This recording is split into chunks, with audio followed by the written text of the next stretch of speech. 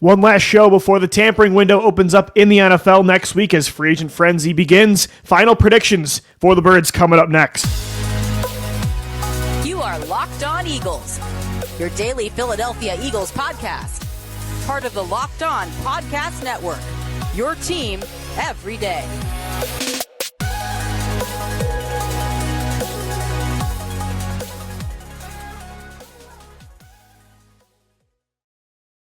Welcome in, Eagles fans. I'm Louis DiBiase, co-host of the Locked On Eagles podcast, Eagles analyst also over at Bleacher Report. Same with Gino Camilleri, my co-host, fellow analyst also over at Bleacher Report, and our scouting director. On today's edition of Locked On Eagles, we predict one signing for each position in free agency for the Philadelphia Eagles as the tampering window opens up on Monday. We thank you so much for making Locked On Eagles your first listen each and every day. Today's episode is brought to you by Game Time. Download the Game Time app, create an account, use our promo code in all capital letters, Locked On, for $20 off your first purchase. So, Gino, technically free agency begins on Wednesday, but as we've seen over the years, the flurry of reports of signings all come on Monday and Tuesday.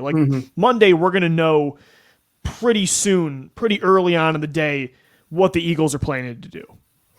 Especially when the Eagles like to make big signings. They usually go about it and do it relatively quickly. We normally don't wait till Tuesday or Wednesday. No, go back to Javon Hargrave. That was right as the window opened. I don't think a lot of people were expecting that. Same with Hassan Riddick. It was like the first thing that was reported the first as soon hour as that window opens. And there's one thing that I have to make very clear for the folks at home. There is a difference between re-sign and resign. RE-sign is the word we are looking for, folks. Gino's if you want to resign. Well, signing means somebody quit. Like you resigned a player, like they quit the team. No, like don't say that. It's resign X, Y, and Z. But getting back to it, Lou, Howie Roseman, if he has an idea in mind, he's going to go and do it. If he has free agents that have already been released, who's to say that he can't start making moves tomorrow or even Sunday? Because those guys do not count towards the compensatory pick formula. Correct. Anybody that was released prior to becoming an unrestricted free agent, anybody that is a UDFA, they will count towards the compensatory pick formula. And the Eagles got 4 of them today, Lou, and maybe they're going to be looking to get some more. But with the signings that we're expecting, I don't think the Eagles are going to be looking at too many comp picks next year with the talent that they're hopefully getting in.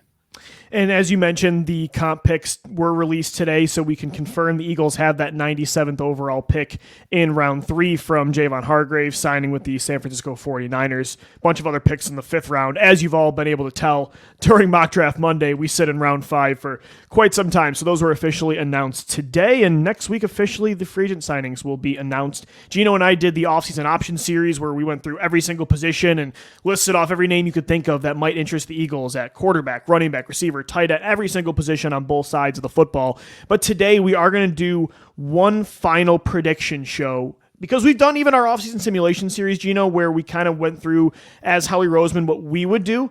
Today we have a few days left. Final inclinations of what we think are going to happen. We'll start in segment 1 with offense. We'll go through each position and say one player we think the Eagles will sign next week. And let's start with the most important position in sports, not for the Eagles in free agency as they have Jalen Hurts, but we'll start with quarterback. Marcus Mariota is an unrestricted free agent. Tanner McKee had a good summer last year. He's heading into year 2. Do you want him to be QB2?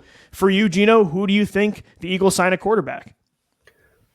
I think Tyrod Taylor is a really good avenue. We have the same one. Down. Interesting. I didn't want to go down that avenue, Yeah. But I think Tyrod is a very good backup, and especially so if much you do sense. have a young Tanner McKee in that building, and you potentially are going to draft another young quarterback that'll sit on the practice squad while Jalen's getting ready day in and day out. Let Tyrod Taylor be the guy that kind of helps them out, and at the same time presents another set of eyes towards what Jalen Hurts can bring. And at the same time, out of all these guys, Lou, if you put Tyrod in there, I think he gives you a relatively good chance to win a football game. Yeah. I know it didn't look like that when he was with the Giants last year. It did against the Eagles. Yeah, but you put him behind a pretty good offensive line in a system that I think would fit him well. He's accurate in those intermediate areas, and you're not going to ask him to chuck the ball downfield a ton. But if you have guys that can just get open, he's a guy that can just put the ball on a guy and go get some yards after the catch. And he has a really good arm, though. Last year, he was able to push the football down the field for the Giants and kept them more competitive in games than he probably should have.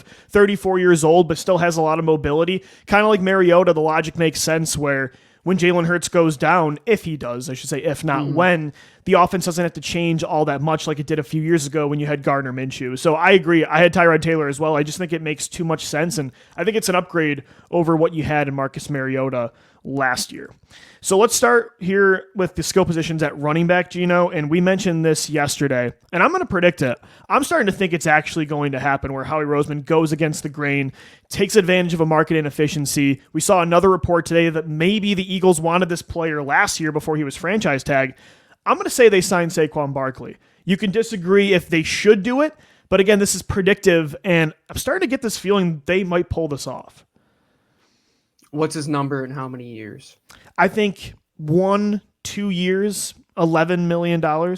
Maybe if it's a 1-year deal, it's like 12, 13 million. And they try and get away with 1 or 2 void years at the back end of it. Yeah, I do not think if they sign Saquon, this is not a 3+ year deal. No, and I don't think you're going to get like a $10 million cap hit as it is. And I don't think he's going to be able to get that. Disperse it over the next couple of years or so. Right. And it's logical that it can happen. It's picking up steam. I'm going to stick with what I know, and I'm going to stick with the bargain bin shopping. I think there's a bunch of guys out there. There's one that just hit the market the other day. He played for somebody that we know. Nyheim Hines, Lou. I think this guy just got released by the Buffalo Bills. He just hit the market. We haven't talked about him, but he was in Indianapolis with Nick Sirianni, and you talk about that receiving element back, and you could still add multiple backs out of this group or add one in the draft or so. But I think this is a guy who you could bring in. How old is Nyheim right now? He's 28 years old. Yeah, he's a little bit on the older side. You'll probably have to bring in somebody else who's a little bit younger via the draft, but I think Nyheim would be a good pass catching option for you. If I had to go more, who's going to go and tote the rock for me? I think what you said a couple weeks ago of A.J. Dillon, it's like that's really square peg, square hole. Yeah. Square peg, square Or like hole. a Gus Edwards type. Yeah, somebody that can one cut, put your foot in the ground. We're going up the B gap. We just got to get 4 or 5 yards here. Let's go and do that. But if I had to go pass catching, somebody that just hit the market, somebody that's familiar with Nick Sirianni. But I like that bigger back type of approach because they didn't have that. And let's take the burden off of Jalen Hurts just a little bit. Like, let's keep him healthy. Yeah, and it's similar logic to when you, in the offseason simulation series, had Antonio Gibson coming to the Eagles. But Hines has that a little bit more. Yeah, no, and he has that tie with Nick Sirianni. Let's just hope he stays off a jet ski this year, and he should be okay. And he has return ability, too. We can throw that in there as well. Yeah, absolutely. And the Eagles maybe might need a new kickoff returner if Boston Scott's not back. So, yeah, that actually makes a lot of sense. Didn't even really think of him, but he was just released by the Bills the other day. All right, Gino, wide receiver. Who are the Eagles bringing in to compete for wide receiver 3? Ooh, all right. This is one where they have to replace the whole room. I think you're going to have to make multiple signings here. I'm stuck on the idea of, do I want to go with what I believe is going to happen? And that is the just run-of-the-mill average guy. They've already paid 2 guys, or is it going to be somebody that is on the higher end of this free agent group, which like maybe you shock the world and like Michael Thomas is really, really pissed at New Orleans and he wants to go to the one team that hates New Orleans a little bit more. And he's just like your big slot receiver and just runs a million slants for you, which I don't think Howie Roseman would do. I'm going to go with somebody who we haven't mentioned. I think the idea of adding a cheaper version of Hunter Renfrow and Braxton Berrios, another return guy, another slot type of guy. I don't think Howie's going to go crazy in this wide receiver pool, knowing that he has to get Devontae Smith. And at the same time, you can add somebody who you're going to say here in a second. I mean, Berrios isn't going to cost you that much, but I want somebody that can just run routes really, really well. And you're not going to have to break the bank with him. Yeah. And I kind of had similar logic. This player, though, his market's going to be interesting with some of the receivers getting tagged and signing extensions. He's younger, had a pretty good finish of the season when a receiver went down in Houston, Tank Dell. This is Noah Brown. Ooh. But I still imagine he's not going to be super expensive. And I think when you look at it, it was between him and KJ Osborne. But Brown had a couple huge games when Tank Dell went down. He's explosive. I think you can play him inside and outside. Yeah, I think Noah Brown, Braxton Berrios type, I don't think they're going to break the bank. And I saw an article the other day suggesting maybe the Eagles just say, F it, let's just go all in at receiver and pay another big name on the market like a Hollywood Brown. Don't think that's going to happen. I think the draft can be somewhere they also bring in another pass catcher to compete. But I like the idea of Noah Brown from Houston. And this free agent pool, it's a little bit older. I mean, you're going to see the guys like Gabe Davis on the bottom of the list go out there and get a whole bunch of money on the younger side, right? I mean, you could also make the argument that, hey, could KJ Osborne, the guy that's like probably the most obvious one that we've stated so many times, could he be that guy for you? Or can you just go down to Miami and go get Robbie Anderson, who we've been looking for the last 3 years? There's not so many names that you're looking at in this group and say you're going to really go and create the 96 Bulls when it comes to an offensive perspective. But there are role players that can fill something for you that Quez did not bring to the table last year, that they did not get out of OC. And you're going to have to find a way to get more out of these pass catchers than you did in the past outside of AJ and Devontae Smith. All right, Gino, 2 more positions here. Tight end, and then we'll take 1 offensive line free agent. At tight end, I had Will Disley. Again, I look at the free agent pool. It's not great. This would probably have to be something you find another pass catcher through the draft. Disley was just released the other day from the Seattle Seahawks. Has some experience, not super exciting, not super sexy, but there really aren't a lot of great options in free agency, and I just think some of the other free agents, there's just too many better options where they'll be able to play more than behind Dallas Goedert. Like a Gerald Everett, as much as that would be a nice move, I just don't think it's realistic for what the Eagles need or are looking for. There are 3 names that I'm intrigued to see what their market is going to bring, because they were both, or all 3 of them rather, were on the higher end of where they were selected, but they never really lived up to their hype. I would say to start, Irv Smith Jr. I think he would be an excellent number 2 option coming from Cincinnati. What about a guy like Mike Gesicki? They just paid Hunter Henry there in New England. Maybe the Eagles want to do exactly what New England did and bring him to counter the opposite side of Dallas Goedert. Or a guy like Adam Troutman, who never lived up to his hype coming out of the draft there. Or the big name, I think he'll price himself out. What's Noah Fant's market going to be in this offseason? I would be intrigued if he would be willing to discuss a number 2 role, but he's probably going to get a starting Still only job 26. at some point. And that's the thing, Gino. Like, Noah Fant would be great in this offense, but the Eagles are not going to be willing to pay a lot, and Dallas Goedert has been injured often, so there might be a role, a bigger role than you might think, and they'll use 12 personnel. But it's not a super sexy, opening for a tight end in free agency. So that's why I went with somebody like Disley. Who would you predict of the 3? I think Adam Troutman, simply because he's keep going to the around. Broncos well of tight ends. Yeah, go to the Broncos. That are skilled but don't produce. He can actually kind of catch the ball, which is good. And it's more than we've had at tight end they need lately. Something bad. They really need to find an upgrade there. And I think that's an underrated, sneaky addition that Howie Roseman is going to look to try and upgrade. For sure. If not next week, in April. All right, Gino, offensive line. I had Big V coming in, and he could retire. Oh, yeah, he's had some injuries. He had a back injury last year that puts his career, kind of up in the air. But if he does want to come back in the league, he has played at right guard the last few years in Detroit, knows Philadelphia, won a Super Bowl as their left tackle, could compete with Tyler Steen, be a nice veteran backup. If not, he might look into coaching after that. I read Big V makes sense to me, a little reunion. Could you imagine Halapuli Vaitai coming back all these years later? Yeah. I mean, that would be a real full circle moment. And I think they're going to have to look more at the swing tackle type of position. Yeah. Because if you take Tyler Steen out of the equation by moving him to right guard, Jack Driscoll is out of the building. Who is going to be that guy for you now? But at the same time, I think they're going to look at somebody to replace Jack Driscoll for exactly what he did. Somebody who could be a guard, somebody who could be a tackle.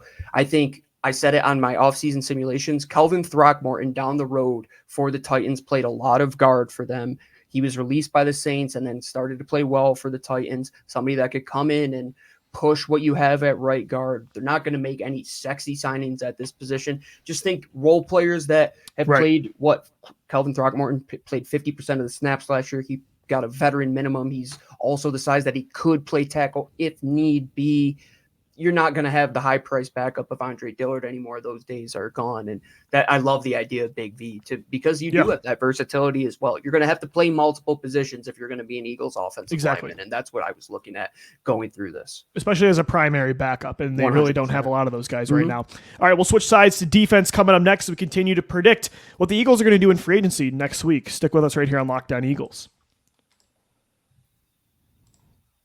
Today's episode of the Locked On Eagles podcast is brought to you by Robinhood. Did you know that even if you have a 401k for retirement, you can still have an IRA? Robinhood has the only IRA that gives you a 3% boost on every dollar you contribute when you subscribe to Robinhood Gold. But get this, now through April 30th, Robinhood is even boosting every single dollar you transfer in from other retirement accounts with a 3% match. That's right, no cap on a 3% match. Robinhood Gold gets you the most for your retirement thanks to their IRA with a 3% match. This offer is good through April 30th.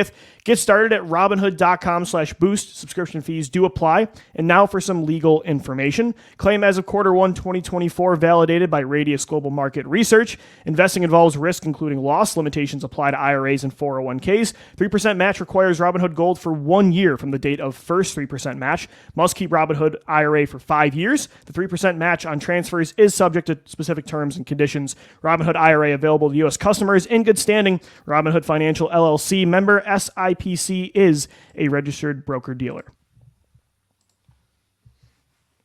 We thank you so much for making Locked On Eagles your first listen each and every day. Guys, want to let you know that Locked On has launched the first ever national sports 24/7 streaming channel on YouTube, and now it's also available on Amazon Fire TV and the free Fire TV channels app. Locked On Sports Today is here for you 24/7, covering the top sports stories of the day with the local experts of Locked On, plus our national shows covering every league. Find Locked On Sports Today, now available on the free Fire TV channels app. We are giving our final predictions for what we think the Eagles are going to do at every position in free agency. Segment 1, we rolled through quarterback, running back, receiver, tight end, and the offensive line. Now we go to the area of bigger need, Gino, and that is on defense, where I really do think they're going to spend money in unrestricted free agency next week. Let's start with the position that we've talked a lot about. Let's put our money where our mouth is. At safety, Gino, who are the Eagles going to sign next week? Chauncey Gardner-Johnson again. The reunion, I love it.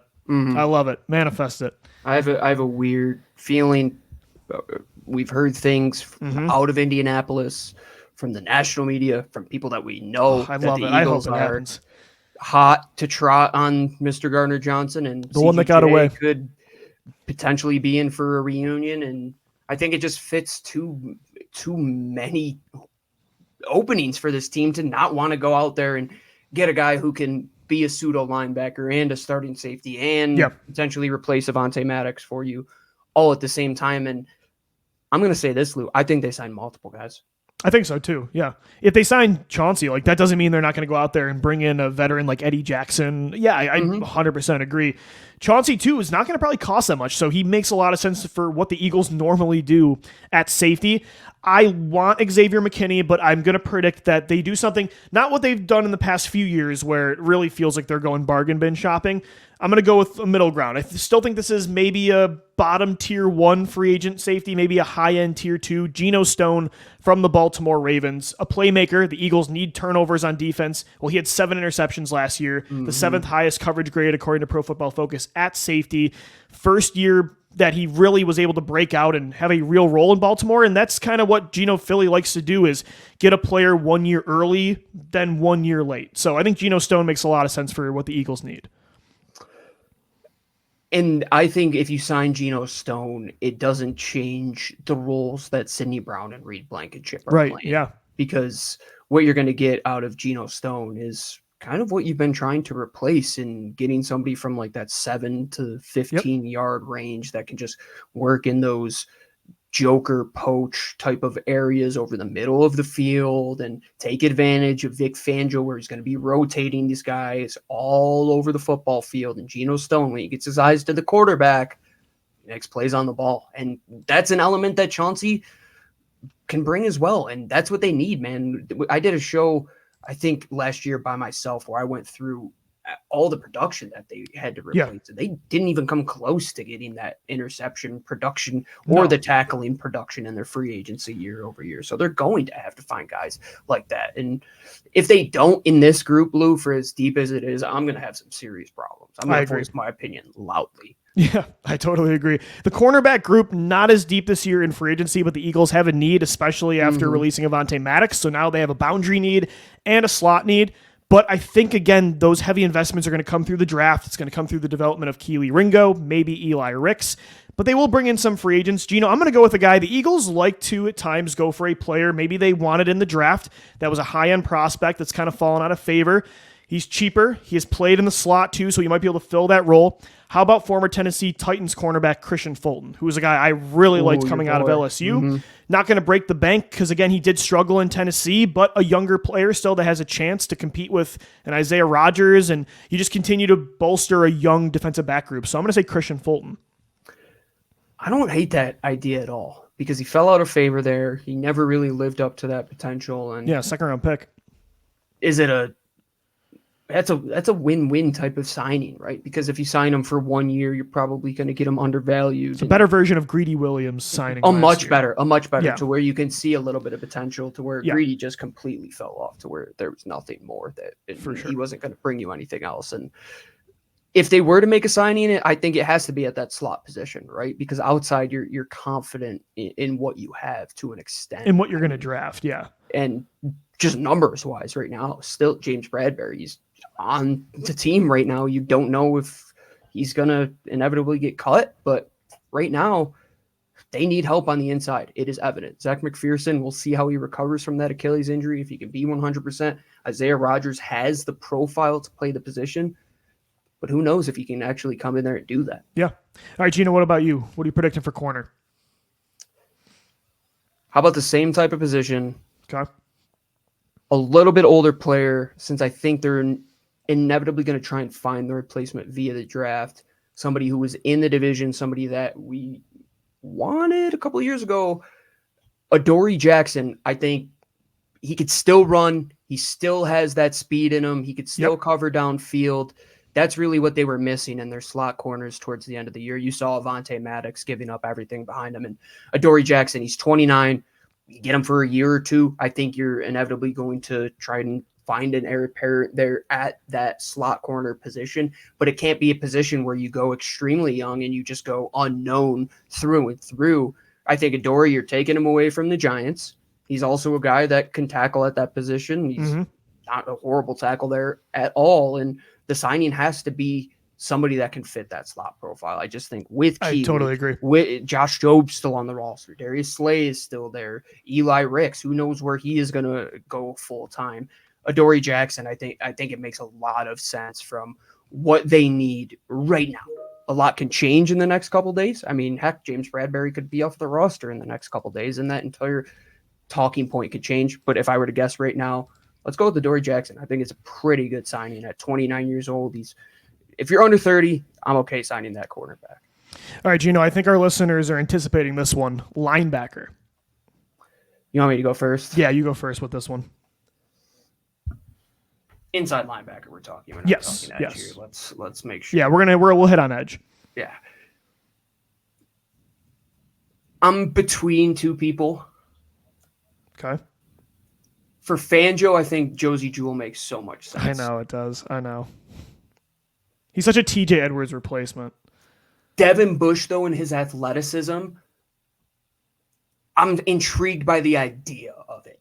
Okay. I don't think they're going to – Tranquil's gone, right? I don't think they're going to break the bank. Signed today with Kansas City. Yep. I don't know if they're going to be in the Devin White camp, but Devin Bush has not lived up to his expectations, right? That's exactly the type of linebacker that Howie Roseman wants, and until he proves me wrong and goes and signs one of those guys, I think he's going to take a trip down that exact avenue. Somebody that, hey, they were a first-round pick at one point, moved around, went from Pittsburgh, goes to Seattle. Maybe Clint Hurt has some good things to say about him. Has athleticism to where he can get sideline to sideline still. Is he going to be the best coverage guy for you? I don't know. Hopefully they go more towards using the safeties to cover guys more than their linebackers, and their linebackers can truly just worry about tackling, which they need to so very badly. Josie Jewell makes so much sense. I think that's such a... It's like the Zach signing. Pascal type of move. Where it's like, yeah, this is going to happen. Like that's an Eagle. And he's not elite in any one area, but he's very good at pretty much everything. And I think that's something you might need with Nakobe Dean still up in the air. But maybe this was more of a heart pick, but I want to believe that they go in on two good contracts at safety and linebacker, especially if they're going to go draft for corner, and we'll see what they do with edge. I'm going to say Frankie Louvu from the Carolina Panthers, and that's a very fast modern day linebacker. And as you mentioned, the Eagles, damn, they need speed on the second and third level so bad. Definitely do. Very up and down in coverage, but he has the athleticism. He has that ability. One of the best pass rushing linebackers in the league when you blitz. Good run stopper as well. Frankie Louvu is a name that I don't think a lot of people know, but he's young, and I think he would make a lot of sense for this defense. Again, trying to get more athletic. Do you think he's going to cost more or less than Willie Gay? I think he'll cost more. I think Patrick Queen's going to get the best contract. I would not be surprised if Louvu gets that second or third best deal. But I still think it's in the range where Howie would be willing, like Geno Stone, like they're both going to get pretty solid deals, but it's not like they're signing McKinney and Queen. So some people might think my two picks at safety and linebacker are a little too ambitious, but I think it's the right middle ground where it's feasible with their cap space. Somebody on Twitter mentioned the idea of Blake Cashman the other day, and my eyes kind of perked up a little bit at that one. But do you want to go a little bit younger at that position? That's why I would hope so, yeah. Josie Jewell does make sense, but he's 30. You better hope you go and draft one as well. And it better be more than just one guy at this position. And Howie Roseman, he has a lot to prove in the next week or so. This is arguably one of the biggest free agencies. The turnover from in a while. Yeah. Sean Desai to Matt Patricia, now to Vic Fangio. You're going to have to bring those guys in, and now you're going to have to find replacements for the two outside corners, hopefully. And Fletcher Cox might retire. Could inevitably see. And Howie Roseman, man, that defense, if it's anything like last year, with as good as this free agency pool is, Lou, that could be the time where you really say Howie Roseman could be on the hot seat if he doesn't put together a good performance. Yeah. But with the $40+ million that he already does have, he's got to be cooking up something. I agree. All right, let's finish things off with the defensive line. Gino, will start with edge. I went with Andrew Van Ginkel. Makes a lot of sense. This was a Vic Fangio guy in Miami. A good rotational player. Had 6 sacks as that defensive end 3 behind Chubb and Phillips last year. You're probably going to re-sign Brandon Graham, but I think you want him to be that 4A, 4B rotational type now. I don't think you'd want it to just be Nolan Smith and Graham. If Reddick is there, assuming he might not be, but Van Ginkel, I think, makes a lot of sense to rotate with Graham as that 4th guy. You're like new Robert, the better version of Robert Quinn or Derek Barnett last year. Where he's coming from, it makes so much sense. And they need that type of off-ball / edge / linebacker. And I don't think I had a Fangio guy in here yet. Like I feel like I had to throw a Fangio guy in there. Yeah. You were destined to have to throw one in there because it makes a lot of sense. And the edge position is intriguing because, like I said, do they go with the Van Ginkel? It's tough to predict because we don't know what's happening with Reddick. So if Reddick is gone, that changes. Then I'm thinking it could be Huff. It could be any of the top guys. Bryce Huff is one where, like, if they were going to pay one of them, it would be him. He's not going to get like the top of the top simply because of name recognition, but he produces at that type of level to where if you wanted to get a guy under the radar, I think that's right up their alley. I'm going to go crazy and say they trade for Brian Burns. I love it. Let's go. Let's get crazy here. Yep. Let's say they don't even sign anybody. We both have to have an ambitious one in here. I like Burns. Let's do it. Let's talk it into existence right now. And sounds like they're not going to have the market they think. Gino, they're not going to get a 1 like we were talking about the other day. Josina Anderson said that potentially a 3rd round pick. I mean, I'd be happy with a 2. And you might only have to give up the pick you trade for Reddick in that scenario. You might just flip Reddick for Burns straight up, basically. Yeah, I kind of cheated the system here, but I'm going with that one. All right. No, I like it. I'll take it. A trade can work next week because with Howie, it could always happen. All right, let's finish things off. Defensive tackle, Gino, what do you got? Interior. Yep. I think they want to go with that 0 to 1 tech type of position. Somebody that can back up a Jordan Davis if need be, because you don't know if they have that guy behind him or if Jordan can play all 3 downs for what it's worth. And fingers crossed that he can, because that would be quite the big investment to kind of lose out on a type like that. But one guy that played well for the Buffalo Bills last year, Lou, before he got hurt, I believe, was it?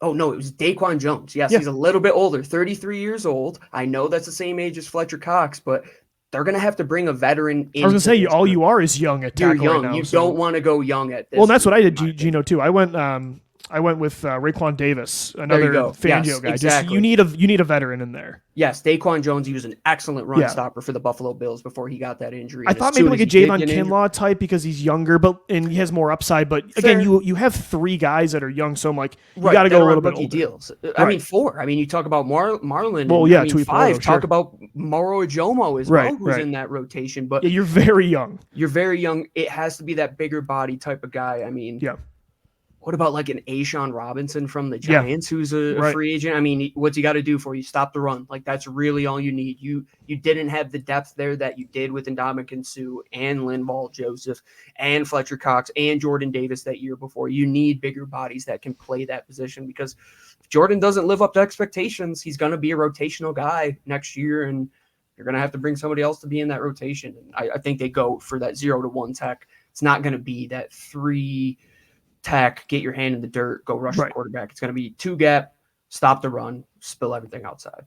All right, Gino, we'll wrap up the show. Coming up next, the move that we're not going to like the most next week that could potentially happen, and the first move we think Howie will have during the tampering window on Monday, because we know, as Gino mentioned with Hassan Riddick 2 years ago, Howie strikes quick. So we'll get into that coming up next right here on Locked On Eagles. As we finish up this edition of LOE, we have a message from our friends over at Game Time. If you're looking to get tickets for quite literally anything, you want to go to a sporting event, you want to go to a concert, comedy, theater events, go to Game Time right now, because you'll get last minute deals. You can get a ticket up to 1 hour after the event starts. I mean, heck, if you're running a little bit late, you want to be a little adventurous, you just pull up the Game Time app, you click right into the seat. Just kidding. You don't even have to click into the seat. You will get the view exactly what your seat will show by simply searching whatever you want to go to. It will show you your view, your price, last minute tickets, flash deals, zone deals. It is the best app for tickets. I've been using it for years, and I can't thank them enough. And you are going to thank them after you take advantage of their great deal today. Download the Game Time app, create an account, and use code LOCKEDON for $20 off your first purchase. Terms apply. Again, create an account and use code LOCKEDON, LOCKEDON, for $20 off. Download Game Time today. Last minute tickets, lowest price guaranteed. All right, we are continuing to predict what happens in free agency next week with the Philadelphia Eagles. And the good thing is, Gino, even whether you like the moves or not, like 2015 was a disaster, 2022 was so much fun, there's always activity, there's always something to talk about. This is not a Pittsburgh Steelers or Green Bay Packers type of team that sits on their hands and is very traditional and doesn't really go out there. I mean, we're going to have a lot to talk about next week. I hope, and I wish, and I know. Because I know Howie Roseman. I know that if he has a bad season, he likes to make up for it tenfold. And this is the opportunity with how deep this free agency group is, and how much money he has. This is a perfect storm for Howie Roseman. This is normally the offseason he hits on. The offseasons like last year where you have to make tough decisions, you're a little tighter on cap is normally when he struggles. This year, hopefully it's a bounce back. Let's go in the scenario, though, where he does something we don't like next week. We'll be a little negative here to finish off the show. What's something for you that if he does it, you're going to be shaking your head, feel like there were better options, or just what's one signing you would not love? I don't think there's one individual signing. I just think the idea of not signing any tier 1, 2, or 3 safety. I agree. Like hitting the bottom of the barrel in this group again. And if it's just like Eddie Jackson and that's it, just one like mid Fangio guy, I'm not going to be cool with that. If it's the Justin Evans thing again, no. You saw what you got out of that play last year. It wasn't good. It wasn't good. You need to upgrade at that position. So to sign nobody, I think it would be negligence. It is arguably the one position that you do have young guys to replace what you are going to lose there, because you're not really losing much outside of Justin Evans. But at linebacker, you can live with one of those guys on the field. Safety, you can't live with just 1 or 2. You have to live with 3 to 4 guys that can play in today's NFL.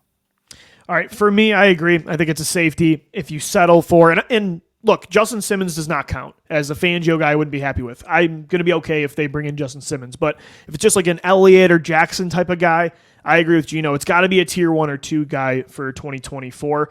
Gino, let's finish things off the first signing, because 2 years ago, they signed Hassan Riddick really fast. on that first day of the tampering window. Of all your predictions today, like who's that first player that goes off the board? I think for me, it's Geno Stone. Same position. I'm going to go with the guy that I said at that position.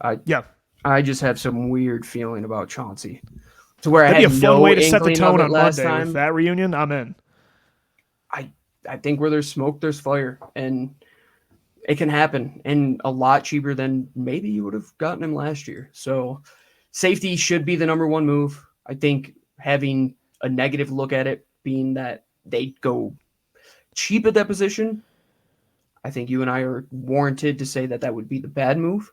But at the same time, if they do upgrade there, this defense can be legitimate next year. I mean, they're not far off. It might sound crazy from how bad they truly were, but you save or you keep one or two of those pieces from that Super Bowl run team. Who's to say that's not a completely different defense from last year? No, I totally agree. We'll see what happens next week. Our next show will be after the tampering window on Monday opens up. Thank you so much for making Locked On Eagles your first listen each and every day. We got you covered Monday through Friday next week for a crazy start to the opening period of NFL free agency. Until then, I'm Louis DiBiase. He's Gino Camilleri. We're signing off. Thank you so much for downloading, watching, and listening, and let's go Birds. Fly, Eagles, fly.